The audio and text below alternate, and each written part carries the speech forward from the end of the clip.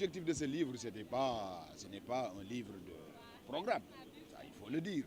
Le président de la République, par contre, a décliné dans un autre ouvrage ce qu'il envisage de faire lors de son deuxième mandat à travers les 5 engagements qu'il a pris et qu'il a exprimés lors du congrès d'ouverture.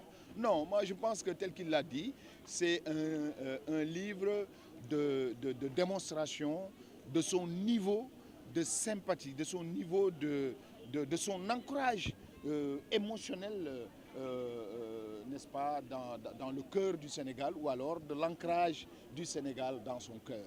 Et en réponse à une de vos collègues qui avait posé une question qui est très pertinente, pourquoi pas le Sénégal à cœur?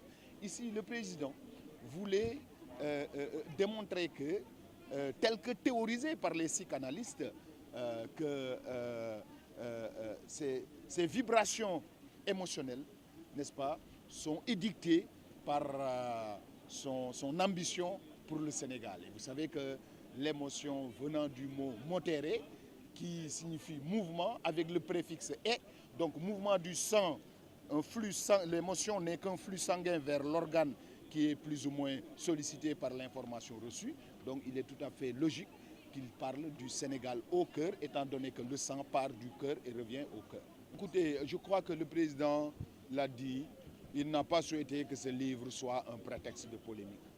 Il avait simplement senti le besoin de recadrer, n'est-ce pas, la perception et la connaissance des Sénégalais, de sa personnalité, de son histoire et de ses valeurs philosophiques.